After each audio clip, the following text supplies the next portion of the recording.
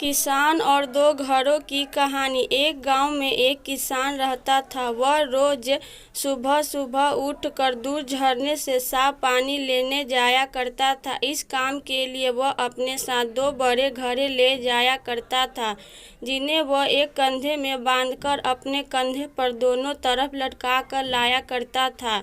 उसमें से एक घड़ा कहीं से थोड़ा सा फूटा था और दूसरा एकदम सही। इसी वजह से रोज घर पहुँचते पहुँचते किसान के पास ढेर घड़ा ही पानी बच जाता था।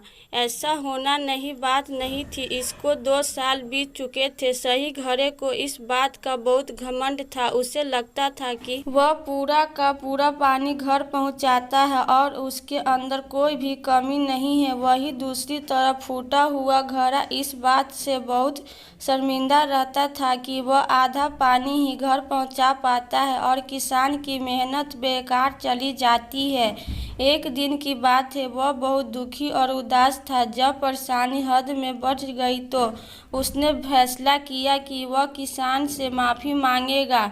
किसान ने बोला, मैं बहुत शर्मिंदा हूँ, मैं आपसे माफ़ी मांगना चाहता हूँ। तो किसान ने पूछा, भाई तुम किस बात से शर्मिंदा हो? छोटे घड़े के दुखी होते हुए कहा, शायद आप नहीं जानते हैं, मैं एक जगह से फूटा हुआ हूँ। पिछले 2 सालों से मुझे जितना पानी पहुँचाना चाहिए था, मैं सिर्फ उसका आधा ही पहुँचा पाया हूँ। मेरे अंदर यह बहुत बड़ी कमी है। इस वजह से आपकी मेहनत बर्बाद होती रहती है। किसान को घड़े की बात सुनकर बहुत दुख हुआ और बोला, इतना परेशान होना भी ठीक नहीं है। चलो तुम्हारी उदासी दूर करते हैं। एक काम करना, कल जब तुम रास्ते से लौटो तो अपने टपकते पानी पर दुख करने के बजाय उस रास्ते में खिले हुए फूलों को देखकर कितने खुशबूदार, कितने खूबसूरत, कितने प्यारे, और साथ ही पास में छोटे छोटे पौधों को देखना। घड़े ने किसान की बात मानने का फैसला किया। रास्ते भर सुंदर फूलों का देखता हुआ आया। ऐसा करने से उसकी उदासी थोड़ा कम हुई, पर वह पहुँचते पहुँचते उसके अंदर से आधा पानी गिर चुका था। वह फिर से मायूस हो गया और किसान से क्षमा मांगने लगा। किसान बोला, शायद तुमने रास्ते में ध्यान नहीं दिया। रास्ते में जितने भी फूल थे बस तुम्हारी तरफ ही थे, सही घड़े की तरफ एक भी फूल नहीं थे।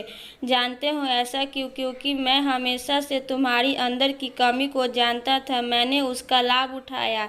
मैंने तुम्हारी तरफ वाले रास्ते पर रंग बिरंगे फूलों के बीज बो दिए थे। तुम थोड़ा थोड़ा करके सींचते रहे और पूरे रास्ते को इतना खूबसूरत बना दिया। आज तुम्हारी ही वजह से मैं इन फूलों को भगवान को अर्पित कर पाता हूँ, अपना घर सुंदर बना पाता हूँ। तुम ही सोचो, अगर तुम जैसे हो ऐसे ना होते तो भला क्या मैं यह सब कुछ कर पाता।